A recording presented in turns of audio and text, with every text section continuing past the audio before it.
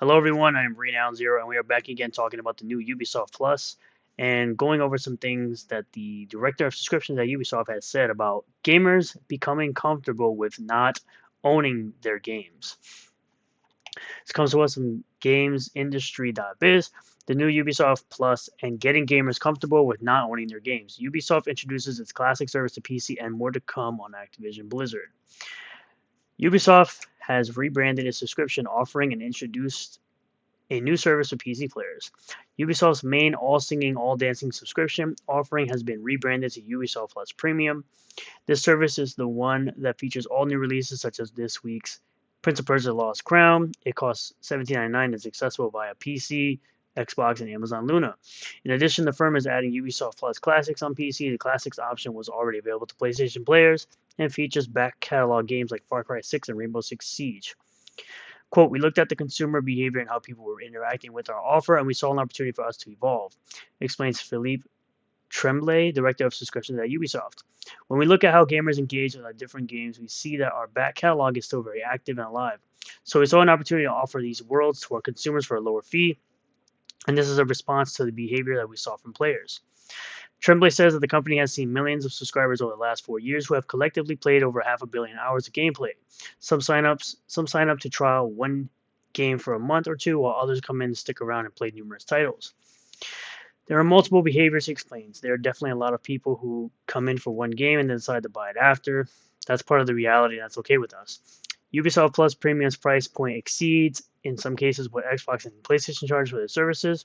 Some of this will be to do with the business realities behind putting brand new AAA games into a subscription service, but Tremblay believes the cost is reasonable considering what's on offer. I don't believe so, considering you can get most of these games for pretty cheap. We're talking day one releases, and with games like Prince of Persia, you get early access. We already have Avatar, Assassin's Creed Mirage. All of these games are available to play. That's tremendous value already. I disagree. I think all these games, except for maybe Prince of Persia, are not worth it. And then there's the catalog too, thousands of dollars of games. I'm pretty sure most people who wanted the Ubisoft games have already bought them. And you don't just get access to these games, you get the premium edition. So it's all the added content that comes with it. We have rewards too, and one of the big advantages of Ubisoft Plus is that you get to play these across multiple devices. From one subscription, you can access our titles to PC, Xbox, and Amazon Luna. There's a lot of debate around subscription in video games. Today, the business model is the dominant way of paying for TV, film, and music, but that's not currently the case in this industry. Games are typically much longer, and many of them are free or feature some other form of monetization, and AAA publishers have argued that the numbers just don't add up. Nevertheless, Ubisoft is seeing growth in the sector. Tremblay says that October last year was the biggest month in Ubisoft Plus history. The point is not to force users to go down one route or another. He explains, we offer purchase, we offer subscription, and it's the gamer's preference that is important here. We are seeing some people who buy choosing to subscribe now, but it all works. He says that subscription has enabled Ubisoft to bring in new players, with 1 in 10 Ubisoft Plus subscribers having never engaged with the company's games before. It has proven to be a way for gamers to access our worlds who perhaps weren't inclined to purchase. He tells us, these players are brand new. We're shaking hands for the first time. It's been Ubisoft's strategy for as long as I've been here to try and reach more players with the franchises that we have. So I'm happy as a leader of this product to be able to deliver on that. Gamers are used to owning the games. That's the consumer shift that needs to happen. Absolutely not. I 100% disagree. I say physical media forever. People should be able to hold on to their games and be able to physically have the game rather than having a download that is essentially licensed to you and you never really own it anyway. So the question remains around the potential of the subscription model in games. Tremblay says that there is tremendous opportunity for growth, but what is it going to take for a subscription to step up and become a more significant proportion of the industry? I don't have a crystal ball. When you look at the different subscription services that are out there, we've had a rapid expansion over the last couple of years, but it's still relatively small compared to the other models. He begins. We're seeing expansion on console as the likes of PlayStation and Xbox bring new people in. On PC, from a Ubisoft standpoint, it's already been great, but we're looking to reach out more on PC, so we see opportunity there. One of the things that we saw is that gamers are used to a little bit like DVD having and owning their games. That's a consumer shift that needs to happen. They got comfortable not owning their CD collection or DVD collection. That's a transformation that's been a lot slower to happen in games. As gamers go more comfortable in that aspect, you don't lose your progress. If you resume your game at another time, your progress file is still there.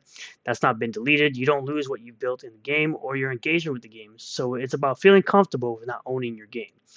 Nobody who loves physical media is ever going to be okay with not actually physically owning your game. So I don't know.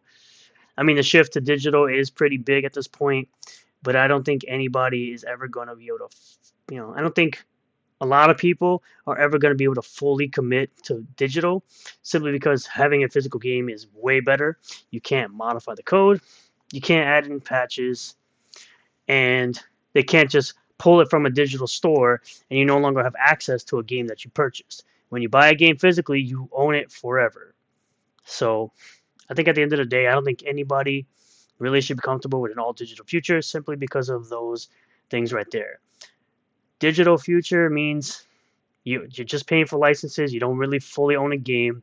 A game can be pulled at any time from your library if licenses expire. And as far as like content, like TV content, movie content, again, they can be pulled for licensing reasons. Even if you've already paid for it, we've seen this happen recently with Sony. I believe they somehow got the contract extended for their Discovery content, but the fact that they were able to pull it so easily like that is absolutely garbage. And we've seen it happen with streaming services, even where they will pull episodes that people would deem offensive in some cases when it's really not. And this is the problem with an all digital future. But honestly, it's inevitable. But if you want to fully own something, buy the physical media and do it quickly. Considering now that starting this year, that places like Best Buy will no longer be carrying physical media. Thank you all for checking out this video. I really do appreciate all the new subscribers, returning subscribers, new viewers, returning viewers. If you do like this video, hit the like button, comment below how you feel about all this, subscribe for more content. Let me know if you prefer physical over digital media like I do. Hit the bell for notifications, subscribe to the channel, set the bell to all, that way you get notifications anytime I post a new video or live stream, and I'll see you all on the next one. Peace.